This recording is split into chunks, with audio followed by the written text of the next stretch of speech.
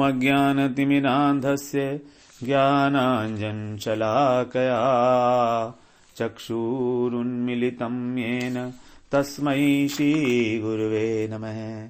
वाञ्छाकल्पतरुभ्यश्च कृपा सिन्धुभ्येव च पतितानां पावनेभ्यो वैष्णवेभ्यो नमो नमः। नमो महावदन्याय कृष्ण प्रेम प्रदायते कृष्णाय कृष्ण चैतन्य नाम्ने गौरत्विषे नमः। हे कृष्ण करुणा सिंधो दीनबंधो जगत्पते गोपेश गोपिका कांत राधा कांत नमोस्तुते। तप्त कांचन गौरांगी राधे वृंदावनेश्वरी वृषभानुसुते देवी प्रणमामि हरिप्रिये। वृंदायै तुलसीदेव्यै प्रियायै केशवस्य च कृष्ण भक्ति प्रदे देवी सत्यवत्यै नमो नमः। श्री कृष्ण चैतन्य प्रभो नित्यानंद श्री अद्वैत गदाधर शिवसदी गौर भक्त वृंद। हरे कृष्ण कृष्ण कृष्ण हरे हरे हरे राम राम राम हरे हरे। हरे कृष्णा। सर्वप्रथम मैं अपने गुरुपाद पद्म ओम विष्णुपाद अष्टोत्तर शत श्री श्रीमद् भक्ति वेदांत माधव गोस्वामी महाराज के चरण कमलों में अनंत कोटि दंडवत प्रणाम ज्ञापन करता हूं। हम लोग श्रीमद् भगवद गीता के 5वें अध्याय का श्रवण कर रहे हैं। उसमें हमारा श्लोक चल रहा है 8वां और 9वां श्लोक एक साथ, जिसमें भगवान कर्म सन्यासी के विषय में बात कर रहे हैं कि वो किस प्रकार से सोचता है, उसकी क्रियाएं किस प्रकार से होती हैं, तो उसके बारे में वो क्या समझता है। तो यहां पर हम लोग बात कर रहे थे धारयन इति धारयन, क्योंकि उसके द्वारा उसके मन प्राण इंद्रियों के द्वारा जो भी क्रियाएं हो रही हैं वो ये मानता है कि ये प्रकृति के द्वारा हो रही हैं, मैं नहीं कर रहा हूं इनको, उसकी ऐसी मान्यता है। तो हम लोग धारण शक्ति के बारे में, धृति के बारे में हम लोगों ने श्रवण किया कि 3 प्रकार की धृति भगवान ने 18वें अध्याय में बताई है, सात्विक राजसिक और तामसिक। तो हमको जो शास्त्रों के विचार हैं उनको धारण करने के लिए, क्योंकि जो चीज हम धारण करेंगे ना उसी को हम लोग आचरण में ला सकते हैं। इसी से ध्री धातु से बना है धर्म शब्द। धर्म क्या है? हमारा जो धर्म है वो है भगवान की सेवा, ठीक है। अब हम उस सेवा को तभी करेंगे जब हम इस भाव को धारण करेंगे अपने हृदय में। अगर हम धारण ही नहीं करेंगे तो हम सेवा कैसे कर पाएंगे? तो इसीलिए भगवान कह रहे हैं इस धृति की अत्यंत आवश्यकता है। बुद्धि के द्वारा विचारों को समझना ही पर्याप्त नहीं है, उनको हृदयंगम करने के लिए जो एक आंतरिक गुण है हमारे अंतःकरण का, वो यही है कि हम सत्व गुण में प्रतिष्ठित हों और दीर्घ काल तक शास्त्रों का श्रवण और मनन करें। क्योंकि धृति, अगर सात्विक धृति हमको कल्टीवेट करनी है तो हमको सत्व गुण में अवस्थित होना पड़ेगा। और सत्व गुण में प्रतिष्ठित होने के लिए हमको शास्त्रों की मदद लेनी पड़ेगी। देखिए बड़ा सिंपल है, जब हम सत्वगुणी कोई कार्य करेंगे तो हमारी सत्वगुणी वृत्ति हो जाएगी। हमारा जो स्वभाव है सत्वगुण रजोगुण और तमोगुण, उसको क्या करें? भगवान ने बताया है कि तमोगुण को सत्वगुण से मारो, रजोगुण से, और रजोगुण को सत्वगुण से दबाओ, मारो नहीं दबाओ। तो अगर हमारे मान लीजिए हम लोग सो रहे हैं तो हम तमोगुण में हैं, अब हमको अपनी नींद भगानी है तो क्या करेंगे? हम लोग एक्शन शुरू कर दें, क्योंकि रजोगुण में एक्शन है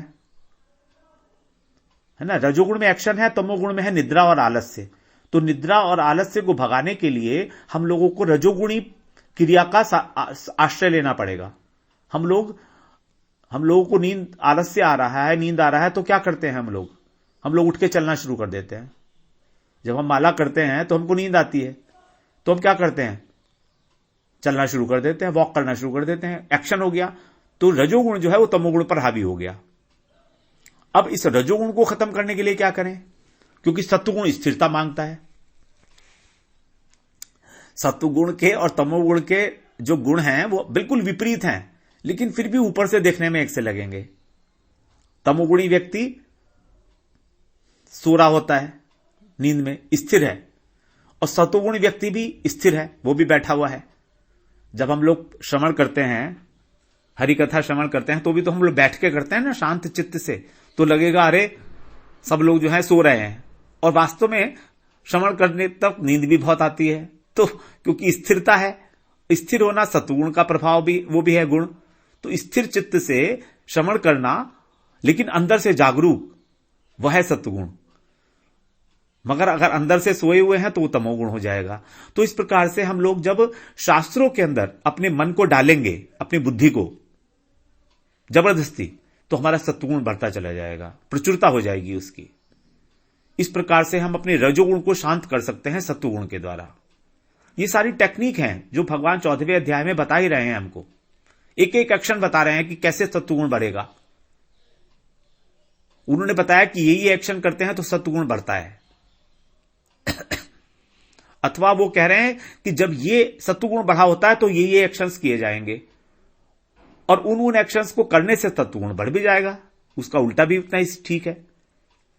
तो परमार्थिक मार्ग में हमको इसकी बड़ी आवश्यकता है, धृति की, सात्विक धृति की। चाहे कोई सा भी योग हो, चाहे कर्म योग हो, चाहे ज्ञान योग हो, चाहे ध्यान योग हो, चाहे भक्ति योग हो। दूसरे अध्याय में भगवान ने जो बात की थी स्थित प्रज्ञ, स्थित प्रज्ञ अर्जुन ने पूछा था कैसा है, कैसे बैठता है, कैसे आचरण करता है, कैसे चलता है, किम आसीत ब्रजेत किम। तो वहां पर जो है वो धृति ही उसको स्थिरता प्रदान करती है। अर्थात विचारों को दृढ़तापूर्वक श्रवण करने से, उस पर मनन करने से, और उसको धारण करके अपने जीवन में उतारना, यही है वास्तविकता धृति का कार्य। जब तक हम उसे श्रवण नहीं करेंगे, उस पर मनन चिंतन नहीं करेंगे, क्योंकि अभी हमारी स्टेज बुद्धि की ऐसी है कि हम लोग सुनते हैं और अच्छा लगता है और निकल जाता है, रुकता नहीं है ज्यादा देर। जब तक हम उस पर मनन ना करें, स्कूल में हम लोग कितना एक छोटी सी किताब को पढ़ते थे, एक एक साल लगता था उसको, बार बार उसी को अभ्यास करते थे, ट्यूटोरियल्स होते थे, अलग अलग प्रकार से क्वेश्चन निकाले जाते थे, एक ही इक्वेशन के लिए, एक ही प्रिंसिपल के लिए, अनेक अनेक प्रकार के क्वेश्चंस में उसको अप्लाई करा जाता था, उन प्रिंसिपल्स को। तब जाके हम लोग उस बात को समझ पाते थे। एक बॉयल्स लॉ हमें समझना है तो कितने उसके सारे हम लोग इक्वेशन बनाते थे, उसकी प्रश्न बनाते थे, न्यूमेरिकल्स। तब जाके समझ में आता था कि क्या है बॉयल्स लॉ।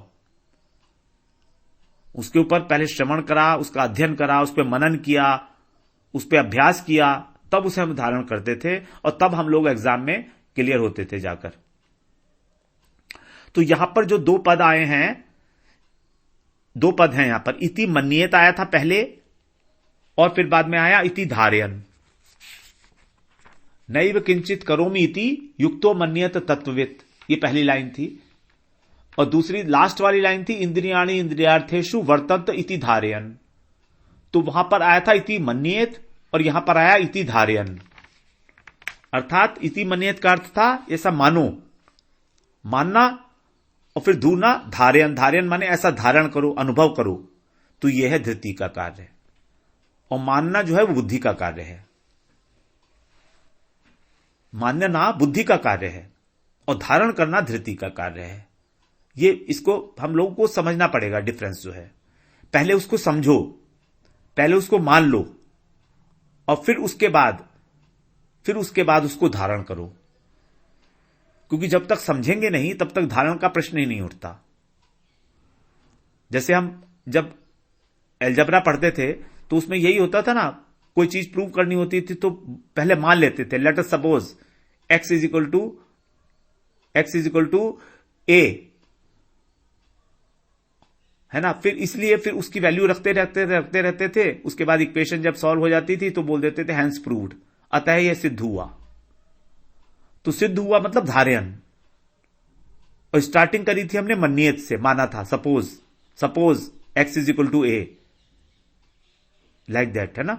तो इसलिए ये दोनों चीजें बहुत इंपॉर्टेंट है हमारे यहाँ, मानना और उदाहरण करना। हम अब भगवत गीता में जो भी चीज आगे पढ़ेंगे पहले उसको मानेंगे और फिर उसको धारण भी करेंगे।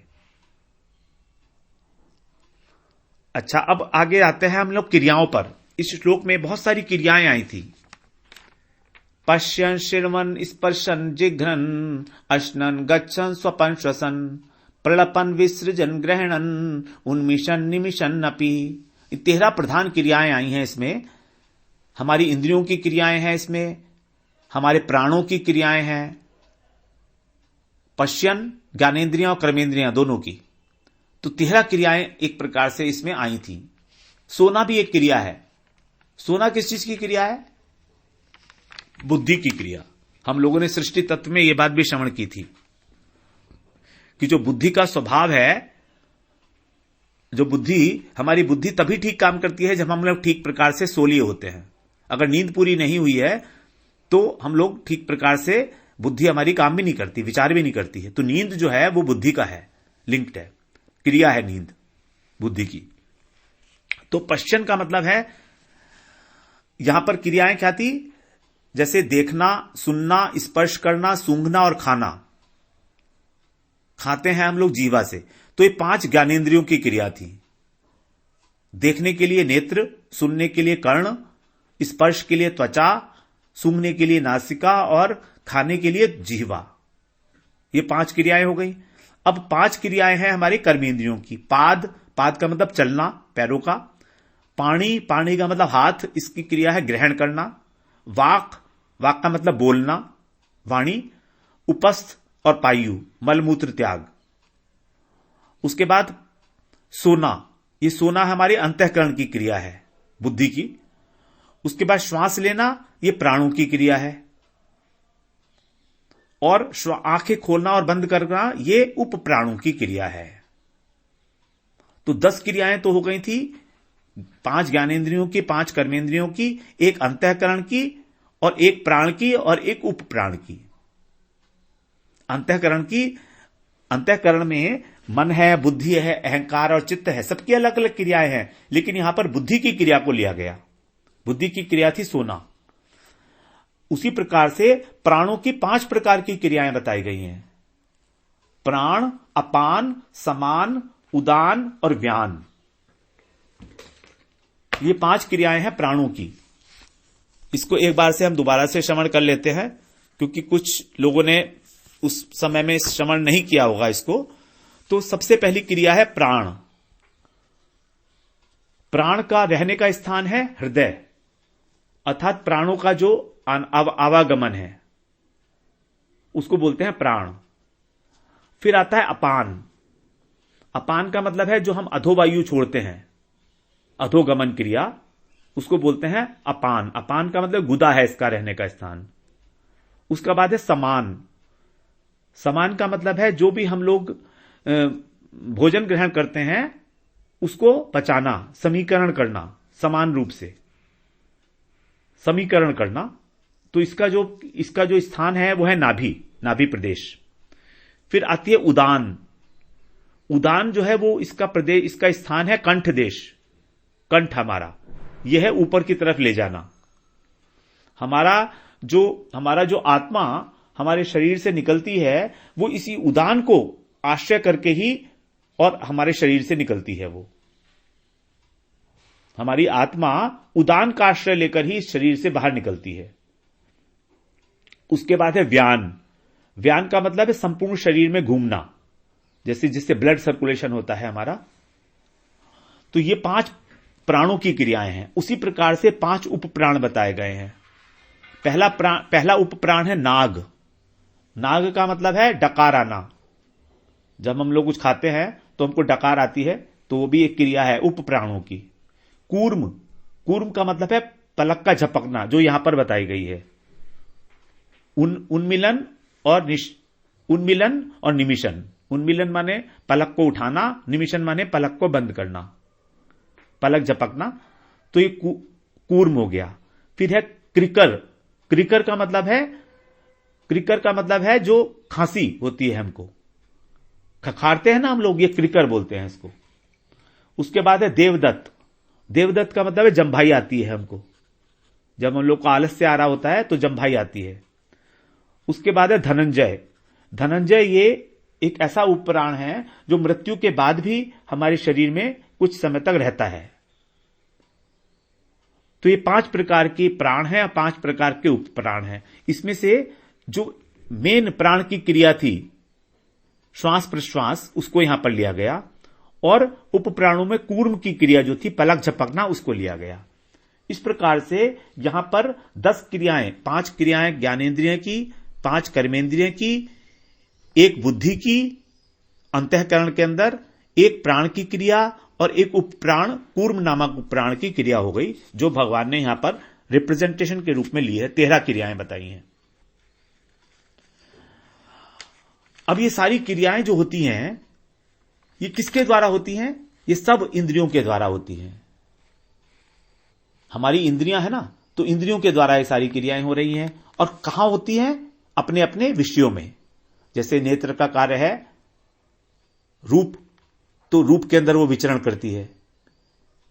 कर्ण का कार्य है शब्द, तो वो शब्द सुनता है। तो सब अपना अपना कार्य कर रही हैं सारी इंद्रियां। इस प्रकार सांख्य योगी को भगवान ने ये कहा, मन्येत, ये मानो कि तुम कुछ भी नहीं करते, ये सब काम इंद्रियां ही करती हैं, तुम कुछ भी नहीं करते। तो वो ये मानता है और अनुभव करता है फिर कि हां वास्तव में ऐसा ही है कि मैं कुछ नहीं कर रहा हूं। यह है आत्मा, आत्मा अनात्म विवेक। अब जब ये कुछ नहीं करते तो करता कौन है? करता कौन है ये सब कुछ? तो करता है प्रकृति। ये प्रकृति के कार्य हैं। अंतःकरण और इंद्रियां, ये जितने भी कार्य हैं ये सब है अनात्मा।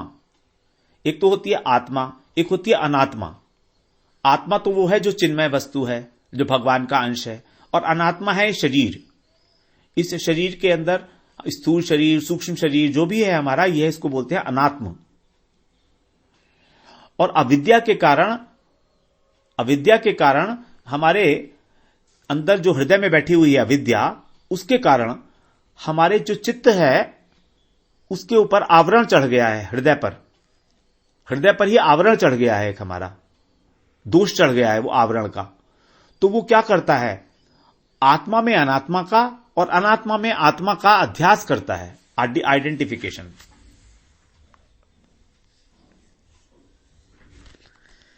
जो अविद्या रूपी दोष है, जो अज्ञान है, उसके द्वारा हमारा चित्त आवृत होने के कारण हम लोग आत्मा को शरीर और शरीर को आत्मा समझ बैठते हैं।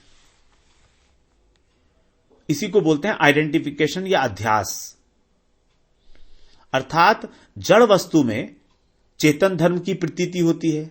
शरीर जड़ है और हम देख रहे हैं कि शरीर हमारा काम कर रहा है, हाथ हिल रहे हैं, हमारे पैर हिल रहे हैं, वाणी बोल रही है, तो हम सोचते हैं शरीर काम कर रहा है। वास्तव में शरीर नहीं कर रहा। वास्तव में शरीर नहीं कर रहा, क्योंकि अगर शरीर करता होता तो आत्मा के निकलने के बाद, मृत्यु के बाद भी ये शरीर काम करता, लेकिन तब तो काम नहीं करता। तो इसका मतलब आत्मा की उपस्थिति में, चेतन तत्व की उपस्थिति में यह शरीर कार्य करना शुरू करता है। लेकिन हमको भ्रम हो जाता है कि ये दोनों एक ही हैं। एकीकरण कर देते हैं हम दोनों का, पृथक पृथक नहीं मानते। आत्मा को शरीर मानते हैं, शरीर को आत्मा मानते हैं। अब दोनों का पृथक अनुभव नहीं होने के कारण ही हमको शरीर में आत्मा का भ्रम लगने लगता है कि ये शरीर ही मैं हूं। मैं समझता हूं कि ये शरीर ही मैं हूं, जबकि मैं ऐसा मानता नहीं हूं, क्योंकि मैं कहता हूं ना मेरा शरीर। जब मेरा शरीर है तो इसका मतलब मैं कुछ और हूं, मैं इससे बिल्कुल अलग हूं। तो इसी बात का जो ज्ञान है उसको बोलते हैं आत्म अनात्म विवेक, और उसी को हमें धारण करना है। तो कर्म सन्यासी उसी विवेक को धारण करके यह मानने लगता है कि वो करता नहीं है। यदि हमें भी यदि किसी एक क्षण में ऐसा अनुभव हो जाए कि हमारी आत्मा शरीर से पृथक तत्व है, और ऐसा घटनाएं कई बार देखी भी गई हैं। जो लोग ध्यान वगैरह करते हैं, नहीं भी करते हैं, ऐसे लोग भी हैं जो ध्यान नहीं करते हैं। कई बार कुछ ऐसी घटना घट जाती है जीवन में कोई एक्सीडेंट के केस में या कुछ केस में ऐसे हो जाता है कि उनको आत्मा की पृथकता का अनुभव हो जाता है साक्षात। कई बार ऐसा हो जाता है, रेयरली, कई बार नहीं, रेयरली ऐसा हो जाता है किसी व्यक्ति को कि उसकी आत्मा की पृथकता का उसे अनुभव हो जाता है। और एक बार अगर उसके अनुभव हो गया तो वो अनुभव तो हमेशा बैठा रहेगा हृदय में हमारे, क्योंकि अनुभव ही हमारे साथ चलता है हमेशा। ऊपर की जो कही हुई या सुनी हुई पढ़ी हुई बात है वो आगे तक नहीं जा पाती।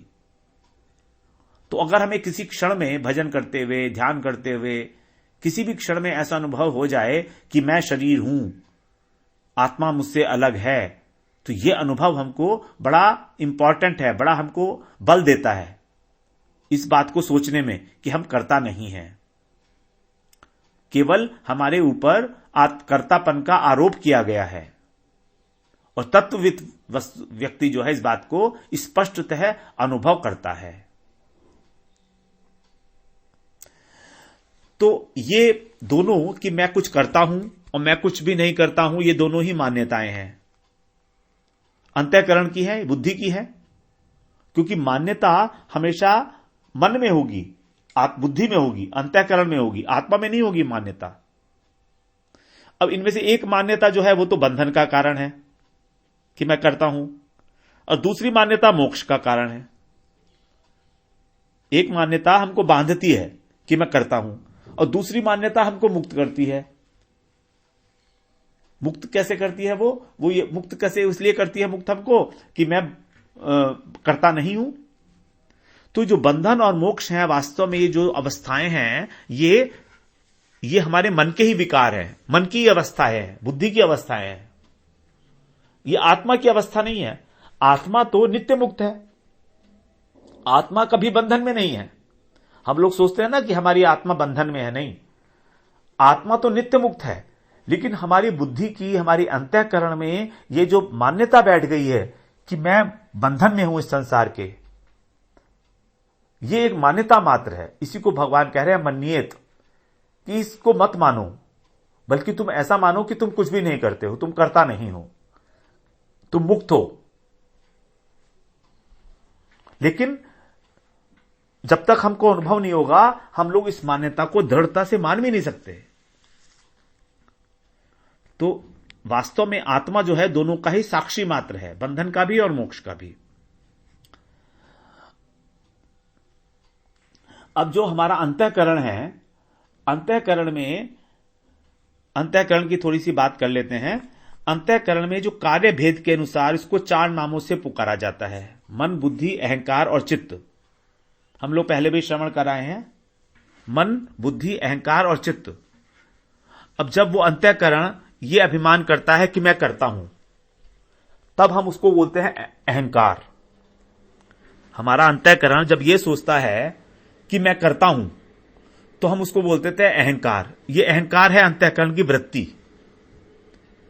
अंतःकरण का धर्म है, ये उसका कार्य है, इसमें कोई दोष नहीं है। देखिए, अंतःकरण का कार्य अगर अंतःकरण कर रहा है तो उसमें कोई दोष नहीं मानना चाहिए, है ना। जो व्यक्ति का धर्म है उसको पालन करने में कोई दोष नहीं है। जैसे कुत्ता भौंकता है, तो कुत्ता का स्वभाव है भौंकना, तो उसमें कोई दोष नहीं है। हम ये नहीं कह सकते कुत्ता क्यों भौंक रहा है। अरे भाई, अगर कुत्ता भौंकेगा नहीं तो क्या करेगा, वो तो भौंकेगा ही, उसका स्वभाव है। लेकिन आदमी अगर पटर पटर बोलता रहे लगातार, तो हम उसको बोलते हैं कि कुत्ते की तरह भौंक रहा है, उसका स्वभाव नहीं है वो, तो ये दोष है, ये दोष है। तो अंतःकरण के अंदर जो अहंकार नाम की वृत्ति है, उसका ये स्वभाव है कि ये सोचेगा कि मैं करता हूं, इसमें कोई दोष नहीं है। लेकिन इसी अंतःकरण में जो चित्त है, उसके अंदर एक और चीज रहती है, उसमें रहती है अविद्या, अज्ञान, जिसके द्वारा हमारा हृदय आवृत होता है, चित्त आवृत होता है हमारा, उसको बोलते हैं अज्ञान। उसकी 2 वृत्तियां हैं, आवरणात्मिका और विक्षेपात्मिका। आवरणात्मिका वृत्ति तमोगुणी और विक्षेपात्मिका रजोगुणी। आवरणात्मिका वृत्ति के कारण जो आत्मा का स्वरूप है वो ढक जाता है। आत्मा का स्वरूप है भगवान का नित्य दास,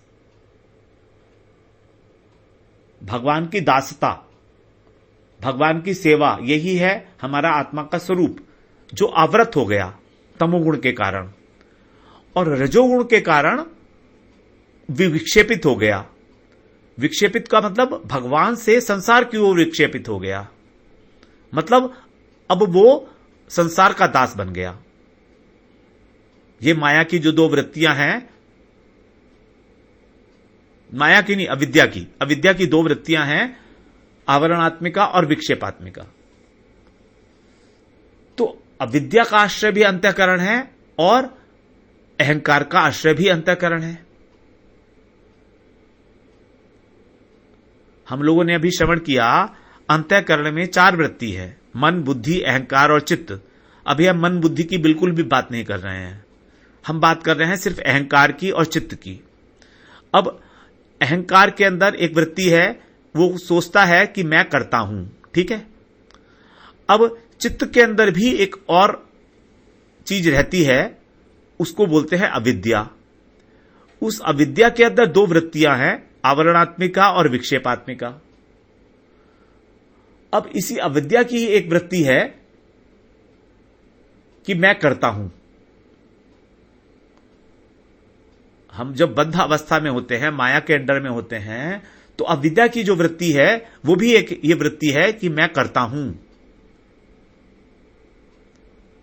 संसार में आसक्त होकर उसके अंदर ये भाव आता है कि मैं करता हूं, तो ये दोष है। अहंकार की जो वृत्ति थी उसमें कोई दोष नहीं है, लेकिन अविद्या की वृत्ति के अंदर ये भाव आना, अविद्या के कारण ये भाव आना कि मैं करता हूं, ये दोषपूर्ण है। ये वाला भाव कौन ग्रहण करता है? चित्त। और वो वाला भाव जो ग्रहण करता है अहंकार। अहंकार को तो स्वभाव ही है इस भाव को ग्रहण करने का कि मैं करता हूं। अहंकार का काम ही यही है, भगवान ने अहंकार दिया इसलिए है। अगर भगवान अहंकार नहीं देते तो इस दुनिया में कोई भी एक्शन नहीं होता। पिता पुत्र की सेवा करता है इसलिए कि उसे पिता होने का अहंकार है। अगर उसे अहंकार नहीं होगा तो वो कोई सेवा नहीं करेगा पुत्र की। हम लोग ऑफिस में काम करते हैं, जब हमको एक डेजिग्नेशन दे दिया जाता है कि तुम जनरल मैनेजर हो, तो जनरल मैनेजर का अहंकार हमसे जनरल मैनेजर के कार्य कराता है, तो इसमें कोई दोष नहीं है, इसमें कोई दोष नहीं है। लेकिन जो अविद्या के कारण चित्त के अंदर जो वृत्ति बैठी हुई है, अविद्या वृत्ति, उसके कारण जो चित्त में ये भाव आ रहा है, हृदय के अंदर ये भाव आ रहा है कि मैं करता हूं, इसमें दोष है। अब तत्व ज्ञान का अनुभव होने पर क्या होता है, ये जो चित्त के अंदर अविद्या रूपी अविद्या रूपी वृत्ति बैठी हुई है, इसका नाश होता है।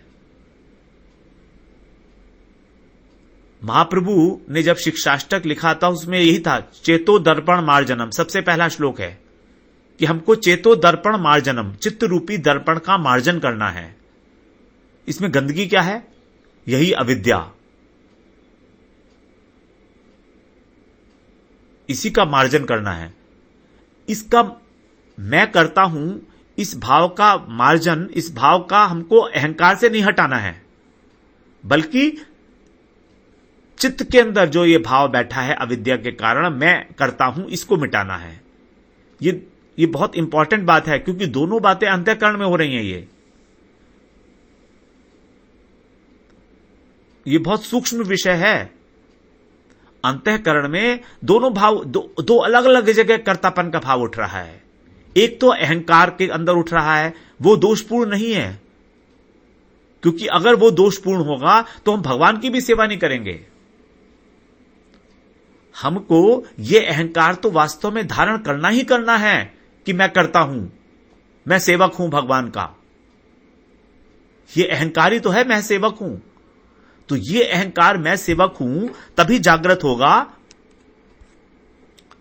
जब हम अपने चित्त को साफ कर लेंगे। तो इसी बारे में हम लोग थोड़ी सी चर्चा आगे और करेंगे, क्योंकि ये इंपॉर्टेंट सब्जेक्ट है, इसको इसलिए समझ लेना अति आवश्यक है। वांछा कल्पतरुभ्यश्च कृपा सिंधुभ्यैव च पतितानां